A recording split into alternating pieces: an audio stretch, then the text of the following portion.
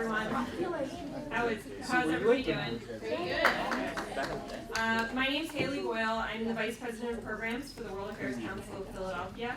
If you haven't already done so, I'm going to ask that you make sure to silence your cell phones so that you don't interrupt tonight's program. We're nearing the end of our spring season with only a handful of events left, but keep an eye out for next season's programming, which we'll be announcing throughout the course of the summer months. Next week, on May 23rd, the Council will host a discussion about the decades-long unresolved puzzle of the peace process between Israel and Palestine and its effects on the Middle East. And then on May 30th, we'll be discussing Veterans Affairs right after Memorial Day with author James Wright, who will be discussing his book, Enduring Vietnam, An American Generation and Its War. For tonight's program, our guest is Andrew Solomon. Andrew is a writer and lecturer on psychology, politics, and the arts. He's the winner of the National Book Award and an activist in LGBT rights, mental health, and the arts. He's a professor of clinical psychology at Columbia University Medical Center and president of Pan American Center. Andrew is the best-selling author of Far from the Tree, Parents, Children, and the Search for Identity, and The Noonday Demon, An Atlas of Depression. Tonight, he's here to relay stories from his travels around the world, which he's written about in his latest publication, Far and Away, How Travel Can Change the World. Andrew has written for the New York Times Magazine, The New Yorker, Travel and Leisure, and Artforum, and many other periodicals, and has authored essays for many anthologies and exhibition catalogs.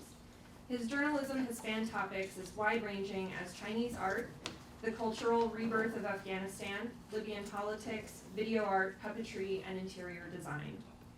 He's graciously agreed to take questions from the audience following his remarks, and will also be signing his book, Far and Away, which many of you have received copies of with your ticket purchase. If you did not purchase the ticket that included the book, we also have copies for sale, which you can get at the end of the program. Finally, don't forget to stick around for Quizzo following the event. We have questions on geography, history, culture, and politics, and prizes for first, second, and third place teams. We ask that you arrange yourselves into groups of 4 to 6 people, and we can do some shuffling if we need to following Andrew's remarks and Q&A. Now, please join me in welcoming Andrew Solomon.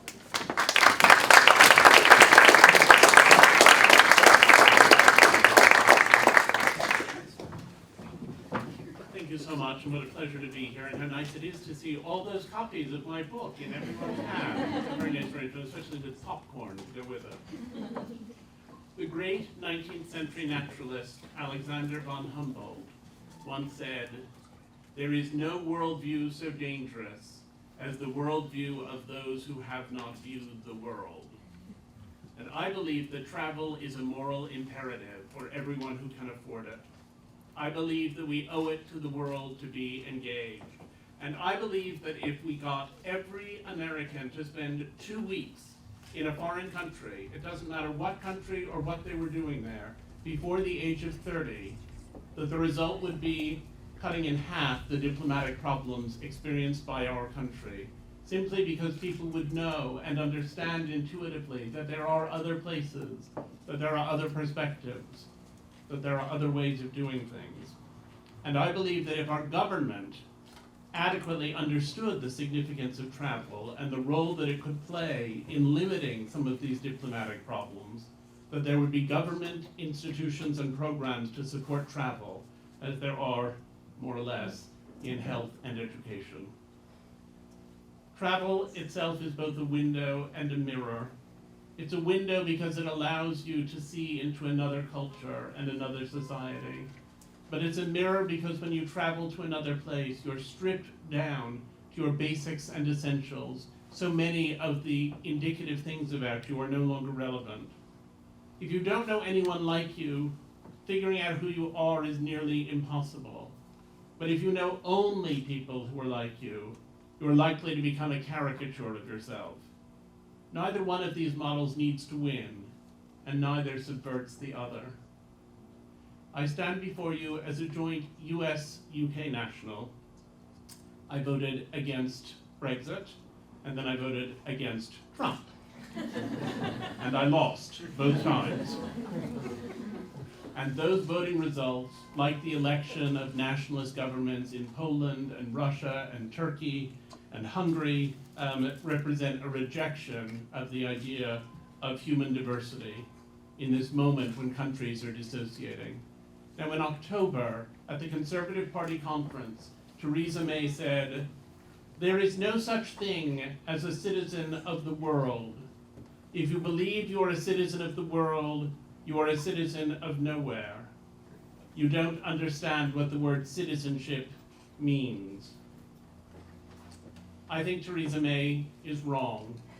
And I think that patriotism is not the same as nationalism, that you can love your country without disparaging others, and that these things are never binaries. And I feel like if the identity politics of the last 20 years has given us nothing else, it has given us the vocabulary of intersectionality and the understanding that you can be deaf and radical and queer and French or elderly and conservative and angry or British or Anglo-American and a citizen of the world. We don't need to erase one set of identities in favor of another. I believe it's a hallmark of sophistication to tolerate and celebrate coinciding identities, and that the absence of that ability is a mark of dejection. But we err in presuming that because we share the same problems, we require the same solutions. When I went to Cambodia to write about depression and mental health in the wake of the Khmer Rouge period, or Rude period as it's sometimes called, I got to know a woman named Phally Nguyen. Phally Nguyen had been one of the people who survived the Khmer Rouge period, but she didn't survive it very well. She was forced to watch while her older daughter was raped and murdered in front of her. She then had a baby, and she was running through the jungle, and she became too malnourished to produce breast milk, and the baby died. She had many terrible struggles. Her husband, who she thought was dead, eventually emerged, and he had just been tortured so badly as to be permanently disabled, both physically and mentally. And she ended up, after the conflict, in a border camp near the Thai border. It was a resettlement program. And she noticed as she looked around the camp that there were a lot of people there, women were the ones she focused on, who had somehow survived these years of atrocities. And now they were sitting around in front of their tents, sort of staring off into space and not really taking care of their children or doing anything. And she expressed her concern to some of the people running the camp. And they said, "We have our hands full with infectious diseases and we can't do anything about this." So she decided that she would have to do something. And she explained to me how she derived what she called her 3-point program. She said, first, I would teach these women to forget. Not that they would ever truly forget all of the horrible things that had happened to them, but I could put other information into their heads so that they weren't thinking only about those things. And after I taught them to forget, I would teach them to work. She said some of them turned out to be good at craft, some of them had terrific minds, some of them would only be able to clean houses, but I wanted each of them to have some means of identifying beyond what already existed. And after I had taught them to forget and to work, I would teach them to perform manicures and pedicures. And I said, "I beg your pardon?" And she said what people had lost most in the Khmer Rouge period was the ability to trust one another. And I took these women who had had years since they had had occasion to feel beautiful into a little hut in the camp, and I filled it with steam, and within minutes they were holding out their hands to strangers with sharp implements. And as they gave one another manicures and pedicures, they began to tell their untellable stories to one another, so that they were no longer so alone. And when I had taught them to forget and to work and to trust, then I tried to teach them that those were not 3 different skills, but all parts of a single way of being. And when they understood that, why then they were ready to go out into the world again. Democratic governments must be rooted in the view forward, and that entails some measure of forgetting.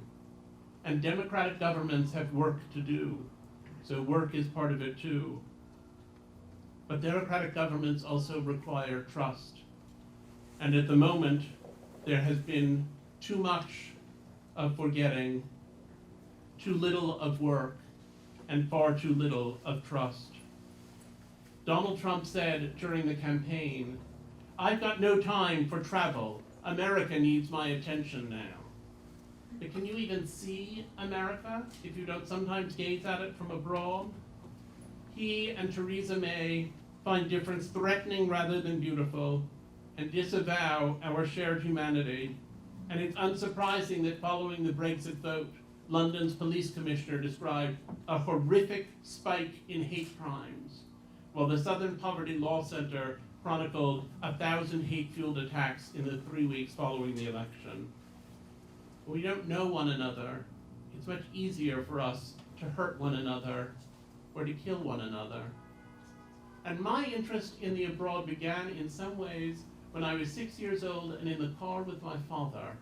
And he started to tell me about the Holocaust. And he thought I knew about it already. It was incidental to a larger story he was telling, and I didn't know about it. And I asked him to explain it. And he explained the Holocaust to me, and I couldn't understand it.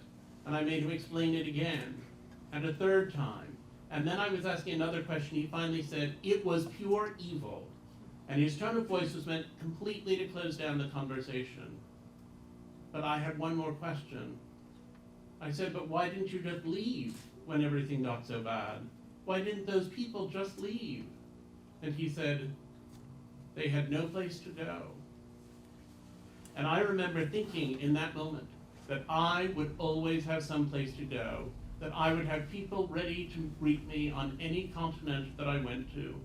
And I began my investigation of the world in earnest when I worked on my first book, which was about a group of Soviet artists and how their lives changed during Glasnost. And these were artists who believed that they were safekeeping truth in the face of a regime bent on annihilating truth itself. As one of them, Nikita Alexeyev, said to me, "You see, we have been in training to be not artists, but angels." And they suddenly found themselves confronting a Western art market when the Soviet Union began to open up. And the Western art market wasn't interested in angels, it was interested in artists. And I finished my book and I went back to Moscow to see my friends. I thought, I'm finally finished writing about them, we can just hang out and have a good time. I wanted to have time away from my home in New York for a variety of reasons that year. And I got there, and about a week after I arrived, I was asleep one morning, and the phone rang, and it was a rather melodramatic photographer I know, named Vika, and she said to me, "Andrew, I'm sorry for calling, but there has been coup in Kremlin, and there are tanks in streets, and maybe it's the end of our whole country and way of life, so I cannot have dinner tonight." And I said, "Vika, you could just cancel dinner without all of that." So I went back to bed, and when I woke up a few hours later, indeed, there were tanks rolling through the streets. And I went downstairs. I was living in a squat on the outskirts of Moscow with these artists, and they immediately said, "We must go and join the resistance," which was massing around the Russian Parliament building, the White House.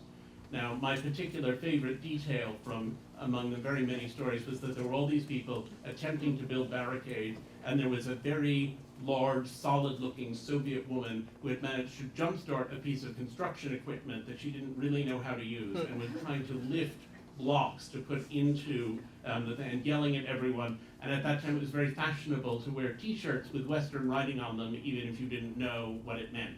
And she was wearing a T-shirt that said, "I'd rather be playing tennis."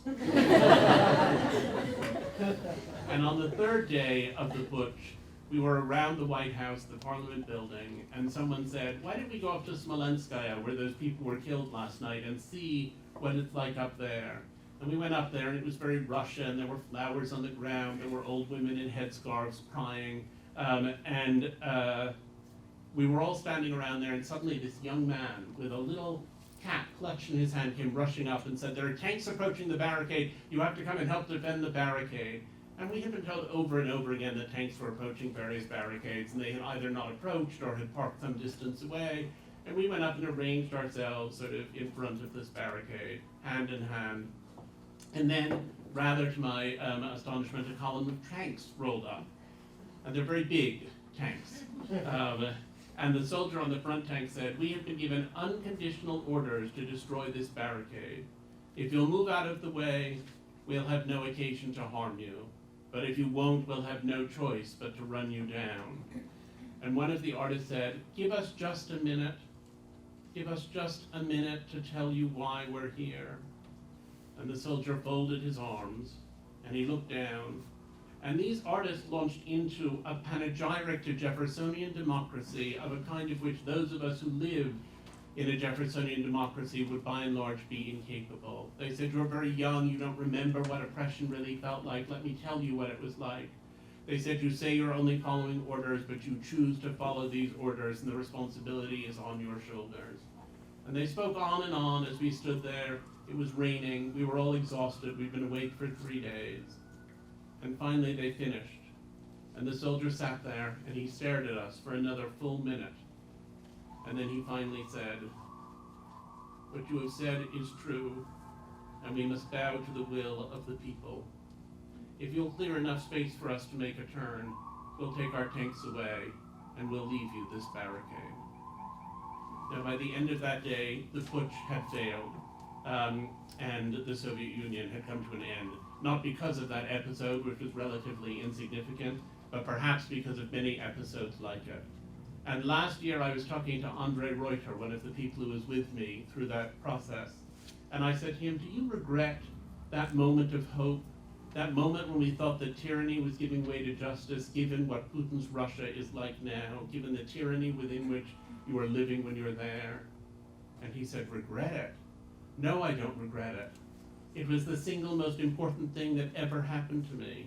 He said, "It informs everything that I've done since, every work that I make, everything that I think or feel or do." And I understood that in some ways, this kind of civic hope is like a happy childhood. It can equip you to deal with all kinds of challenges down the road that you would never have imagined. And I realized that crushed hope is suffused with a nobility that mere hopelessness can never approach. In 2002, immediately after the invasion, I went to Afghanistan. And I went there in part because I thought it was not possible that the country could consist only of warlike peasants and corrupt bureaucrats, which was more or less what one understood from the media at the time. And I went to report on various aspects of life there and to try to find the people who had something to say about their own society. And after I'd been there for a few days, I had a translator and fixer who was with me all the time. And I said to him that I wanted to get one of those little fur hats, like the ones that Karzai wears. And he said, "Well, if you want one of those, we'll have to go to the street of the hat makers and commission one." So off we went, and we got a hat. And then we came back and to pick it up the next day. And he said, "You know, our next interview is very near here." He said, we could probably just walk. It's through that crowded market, but it's perfectly safe." And I said, "Okay." So we started walking through the market. Now, at the time, most of the Westerners who were there, this is February 2002, were either UN or military, and they weren't allowed to do things like walking through crowded markets. And as we were walking, Farouk said to me, "Put on your hat." And I said, "Oh, Farouk," I said, "foreigners going native always look ridiculous. I'm not going to put on my hat." And he said, "Come on, please put on your hat." And I said, "I'd really rather not." And he said, "Really, please?" And I said, "Okay, I'll put on my hat." So I put on my hat, and all of a sudden, everyone around us burst into applause. And I couldn't figure out what was happening. And one old man stepped forward, and he gave me a big hug. And he said, "You are a foreigner.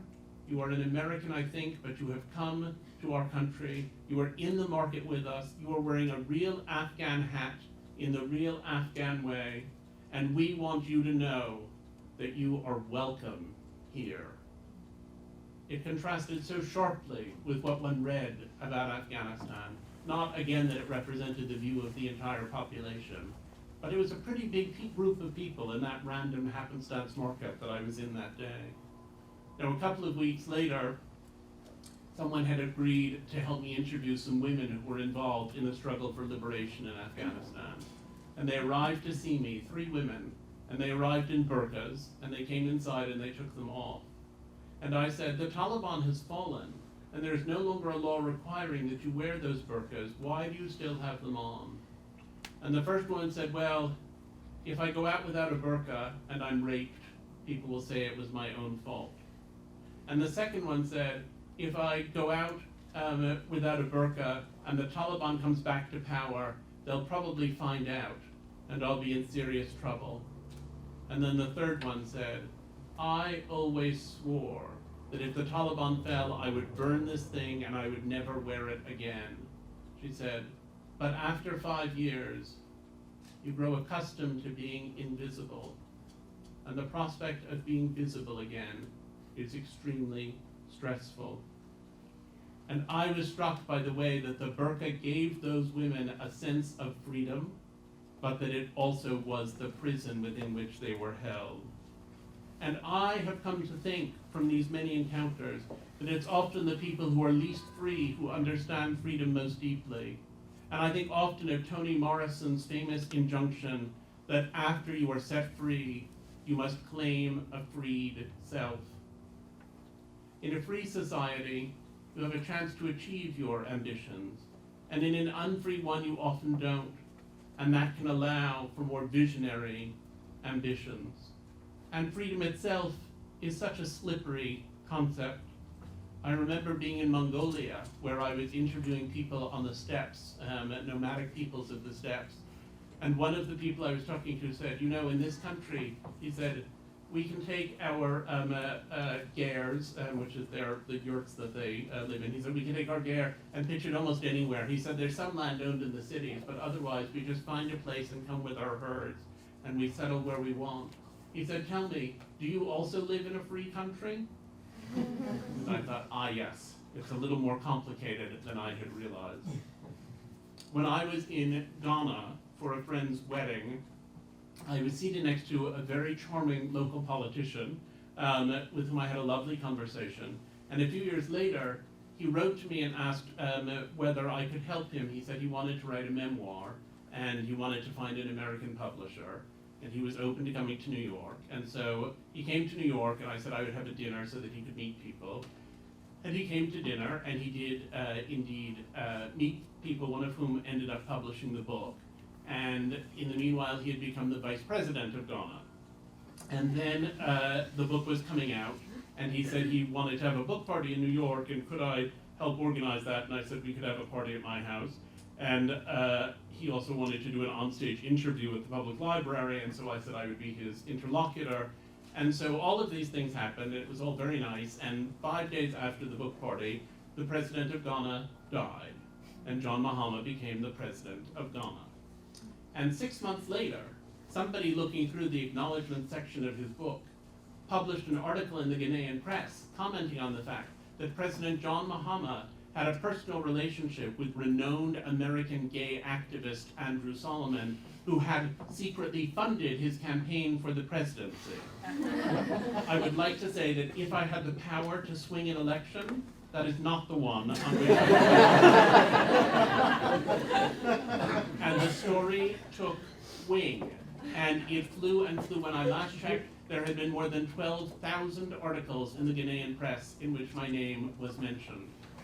And in the aftermath of all of these articles, I've got somewhere at home a sort of huge tabloid with a picture of my wedding on it that said, Mahama's gay pal marries man. And in the aftermath of this, I received an enormous number of letters. And some of the letters that came were from people who said, you are Burman, and if you come to our country again, I will kill you. It's not the greatest thing to wake up to in the morning. And some of them said, I'm gay and it's so hard and I can't tell you what it's like, and help me. But the largest number actually came from people who said, we need to open our minds more. I am not gay, but you are brave to talk openly about who you are and what you've done, and we need to do the same thing too. And those were the most heartening letters. My particular favorite piece of correspondence, however, was from the woman who wrote, I have just divorced my 5th husband and think I should try your LGBT thing. Can you tell me how it works? Freedom is a verb. Freedom is a verb. It's something you have to relive and re-achieve every day. It does not sit static. It is not in a state to be presumed continuous. And hard-won freedom can be obliterated very rapidly, though freedom takes a long time to build. Nazism, apartheid, Hutu power, Each of them came in a race to justice that had gone just before. There was one young man I got to know when I was in Beijing, whom I was interviewing about his artwork, and who had been among the protesters who had been there at the time of the Tiananmen Square incident.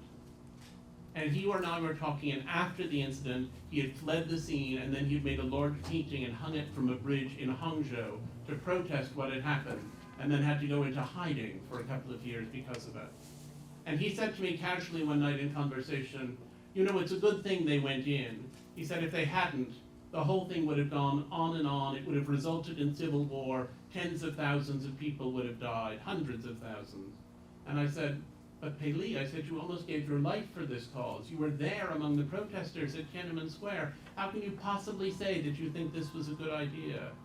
And he said, I'm an artist, and idealism is my right as an artist. But idealism in the hands of a politician is a terrifying thing. We now have living with us in New York a Libyan refugee, someone I had met when I was reporting in Libya, who had to flee the country after extensive threats on his life, and who got in touch with me when he was living on park benches in Beirut. And I helped him through the process of getting acceptance as a refugee, but the condition of his being settled in New York was that we give him a place to live for 6 months. It's been a year now. And I felt like partly we did it because I like Hassan, though I didn't know him all that well. I'd met him only briefly in Libya. And he's been into the household very nicely, and he bakes good cakes, and he's been giving my son soccer lessons and all kinds of other things. But I also felt that it was a political decision to have someone come, a Muslim refugee, in this time in which there's so much rhetoric against such refugees, and be in our house to remind our friends and our children and even ourselves not to buy into the language of othering.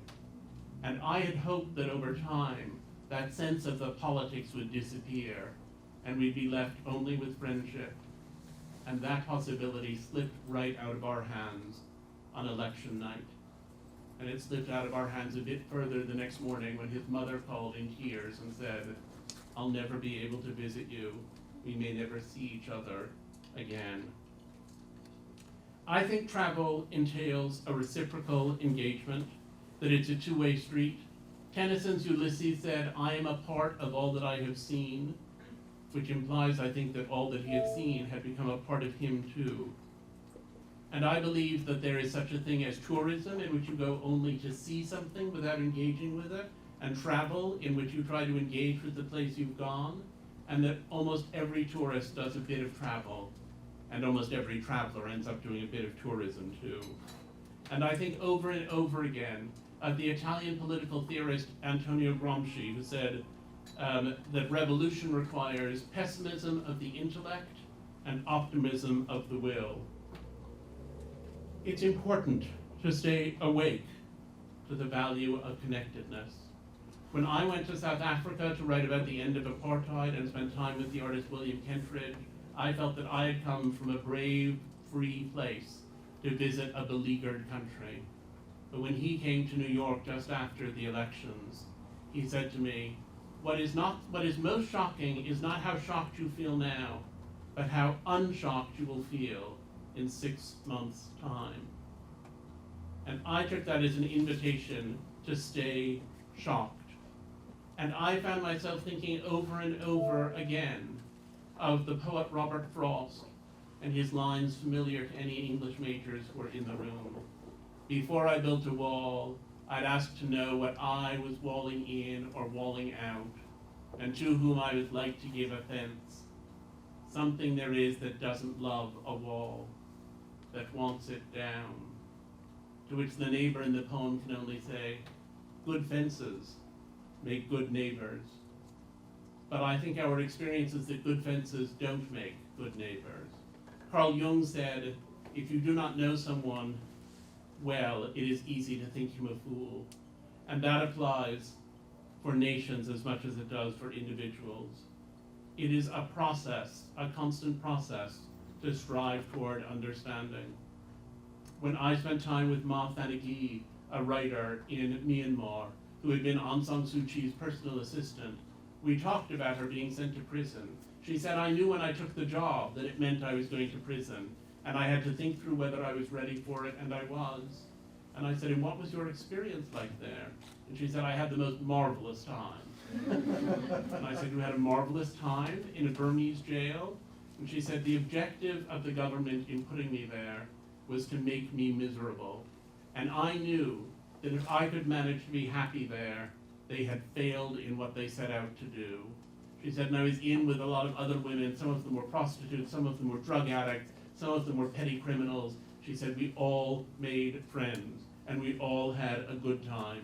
And I get together once every month with my jail buddies to talk about it. Now, this business of walls, this business of walling oneself off, has of course been present in Trump's statement about a wall between the US and Mexico. Britain's attempt to build, or in fact now completion of the Great Wall of Calais, which is intended to stem migration from the continent. Hungary's plans for a massive border fence in addition to what's already there, and Israel's tendency toward becoming a walled nation.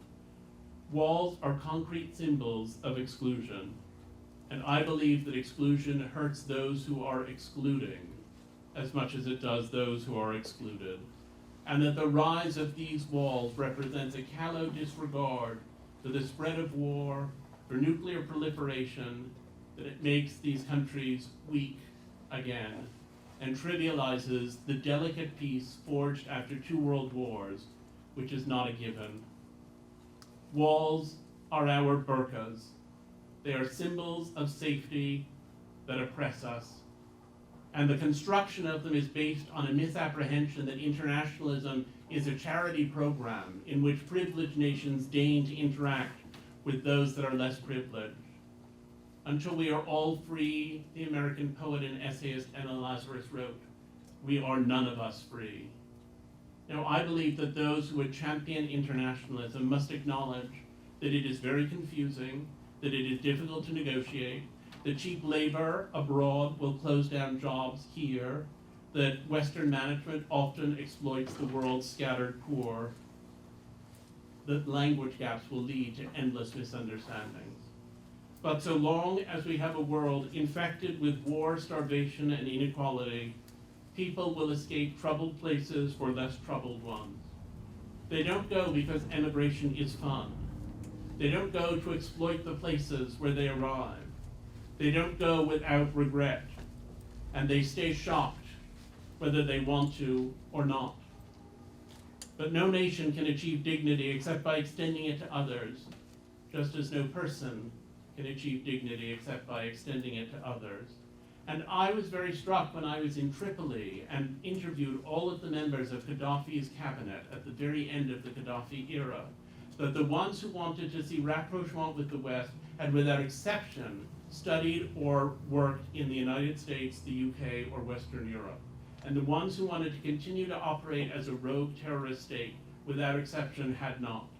So we have the idea that if we wall out all of those dangerous people, we're somehow making things safer. But actually that walling out engenders hatred, and that hatred is extremely dangerous. It is openness that makes us safe. Not unconditional openness, openness nonetheless. And the places, the major urban centers that have seen the most immigration are the most open to immigration. And the people who are most afraid of immigrants are the people who have hardly ever met one. Building walls does not address these problems. It is a weakness masquerading as a fortification. Engaging is the only way forward. And Theresa May had it just exactly inside out. We must take action as citizens of our countries and yet embrace a larger whole. Believing there is no such thing as a citizen of the world is a way to lose the world of which we might have been citizens. Thank you.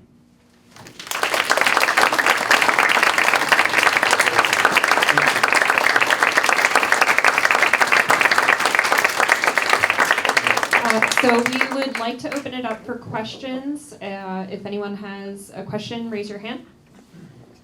In the back. Thank you so much for the talk. It was really inspiring.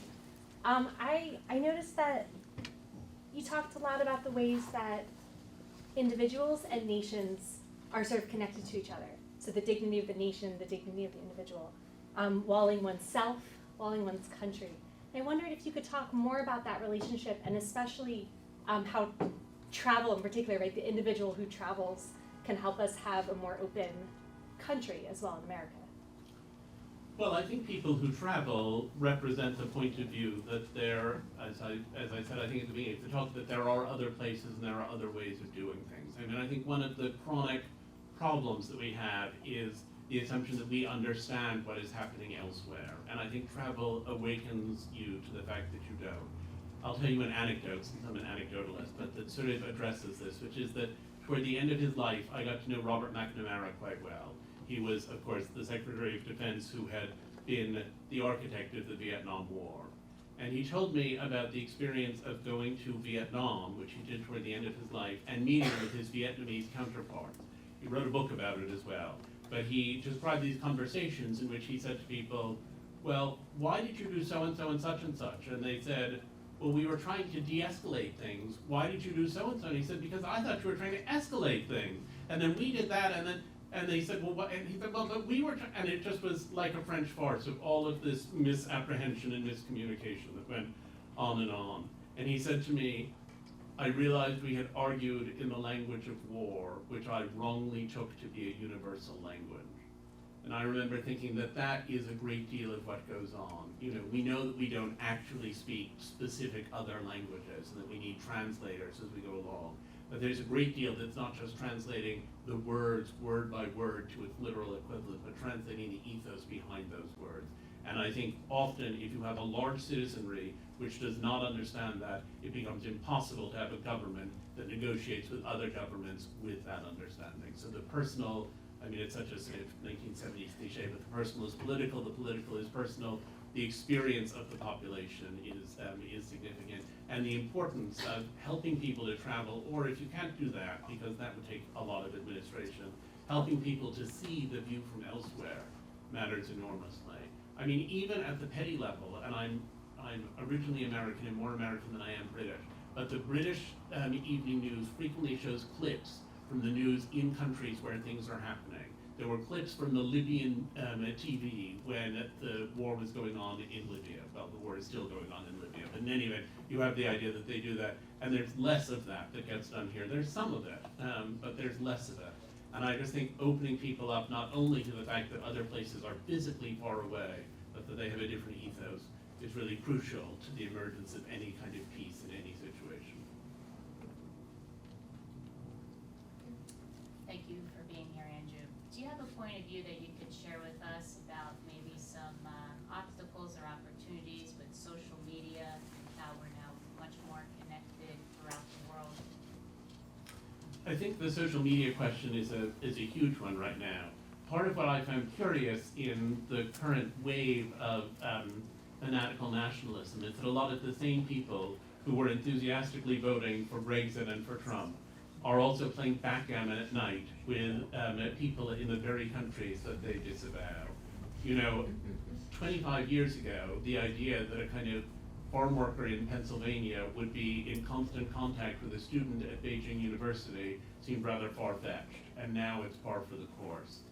I think part of what's happened is, and this is a sort of larger point, I think each time there's been a real revolution in media, that the result has been a great deal of conflict and war.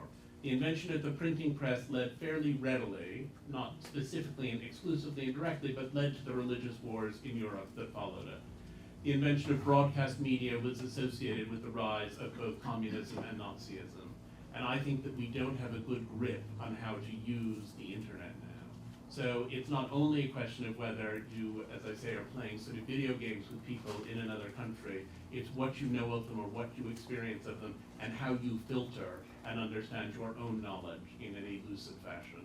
And I don't think we're there yet, and I hope that we will be.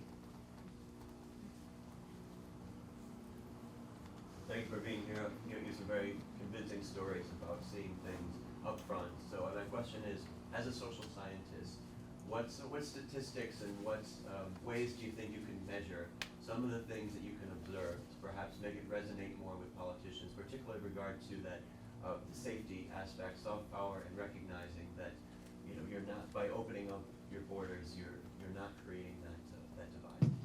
Right. Well, I mean, there's the old adage that statistics are stories with the tears wiped away from them, and I think there's a lot of truth in that. There's no question that there's a need for statistics, and there's no question that I am not the person who is going to put them together. But I think in general that often we don't even know what it is we need to acquire the statistics about. And I think in political discourse, actually change mostly occurs through personal encounters between people. The statistics are what sort of backs it up. I mean, I don't know, you could go to Libya, if you were ready to do that, and try to interview thousands of people and ask them what their point of view was and assess their travel histories. I mean, there would be ways to put together those numbers. I think the numbers we can put together are the numbers of people who are descending into various states and degrees of paranoid hysteria and are voting accordingly, often against their own interests without recognizing that it's against their own interests. And I think that a lot of those people are swayed more by stories. So it's not, statistics have an incredibly vital role to play, and we need more of them. But I sometimes feel like, especially in international affairs, the statistics upstage the narrative, except the narrative of war. You get the narrative of bombs going off. You occasionally get the narratives that come through of sort of, starving people or women who are unable to take care of their children because of the dire conditions they're living in. You get these little bits and pieces, the kind of sympathy-yanking ones of sort of usually very disenfranchised people suffering. I think, in fact, that one of the problems is that most of the repertoire is either about people in high government office or who are very successful businessmen, all of whom have an agenda in whatever they're saying in the media, or it's the abject common person. And that to understand societies mostly involves engaging with people who are neither at the lowest end of abjection nor at the highest end of power, but who are rather attempting intelligently to engage with what happens in their country. And they don't get interviewed very much, and they don't make such good statistics because they aren't about to die, and they aren't, it isn't as active what's interesting about them. It isn't as easy to reduce to a set of numbers. I still think that if we could figure out a way to bring them into our statistical calculations, it would be an enormous stride forward. We have time for one more in the back. So you've been to a lot of places. How did you decide where to go? And if we had to choose from, a subset of where you've been, where would you recommend? Well, it depends on whether you want a beach holiday or what level of engagement you want to have. I have chosen where to go somewhat circumstantially. I was always interested in the world and I like travel, but I basically persuaded a glossy magazine in London when I was 25 years old to send me to Moscow because I kind of wanted to see it. And then the occasion was this big art auction that Sotheby's was having, and I got drawn into that world. And then people in Russia talked about China a lot and kept saying, we don't know if there are any interesting artists in China, and I thought there have to be. If they are here, there have to be that. And a lot of it was happenstance. I always joked that the New Yorker sent me to Libya because I had said in passing to one of the editors there that I thought, he said, what do you think? We're doing a travel issue. What do you think? And I said, I think you can send me anywhere. I said, but maybe not Libya or North Korea. So then a few months later, he called and said, I remember you were talking about Libya when we had that lunch. Well, why not? In terms of where to go, I think there are lots of places that are in the throes of change. And I think what's most interesting is to go to places that are changing. I think the moment of change has enormous value, even if the appearance of change leads nowhere. It takes hope has to have multiple inceptions before real change occurs. And those multiple inceptions often inform the change that ultimately occurs. So, I was in Moscow at the end of the Soviet Union, I was in South Africa at the end of apartheid, I was in Libya at the end of the Gaddafi era. I've managed to go to places, and I've chosen them to some extent, all joking aside, because I was interested in places that were changing and in trying to understand how much people often feel as though there's a black and white story, and in fact there isn't, there's a very gray one. So I think I wouldn't say to you, you have to go to this place and stay in this hotel unless you want sort of cheerful travel advice, but I would say go to the places that seem to be being roiled by change and see what the feeling is of that change and see how people are negotiating it and who is suddenly feeling enfranchised and who is suddenly disenfranchised and how those shifts in power balance play out. So you could do that at the moment in a line. You could have amazing encounters in Turkey. You could certainly always have them in trying to understand the central Middle East, which is the one area I haven't traveled to so much. You know, I think it's a striking time in Sudan. And then try in addition to the statistics to talk to people. I mean, I'll close with one more anecdote. Just when I was in Rwanda after the genocide, and I was interviewing women who had been raped in the genocide and had children conceived in rape as a window into understanding what had happened in Rwanda. And when I did these interviews with these women who had such appalling, terrifying stories to tell, I would always at the end of the interview say, as I often do in interviews in that kind of context, do you have any questions for me? In an attempt mildly to redress the obvious power imbalance around which that those conversations are constructed. And while I was in Rwanda, most of the women I spoke to said to me, will this be published in French? Or how long are you staying here? Or are you going to use my real name? Questions like that. And there's one woman, an unbelievably beautiful Tutsi woman, said to me, well, she said, you work in the field of psychology, right? And I said, well, more or less. And she said, can you tell me how to love my daughter more? She said, because I want to love her, but I look at her and I think about what happened to me, and it gets in the way. And I was so startled that I just took 2 steps backwards. And she said it again, can you tell me how to love my daughter more? And it was only weeks later, when I was repeating the episode over and over again in my mind, that I realized how much love there was in that question itself. But I think there was a kind of openness in that moment in Rwanda that was very different from what I would have experienced if I'd gone there earlier or later. So I think go to places in their moment of change, sometimes traumatic change, sometimes change towards something very hopeful. Thank you all for joining us tonight. Andrew will be signing his book, so if you would like to get your book signed, you can line up here, and we'll be starting Quizzo in about 15 minutes.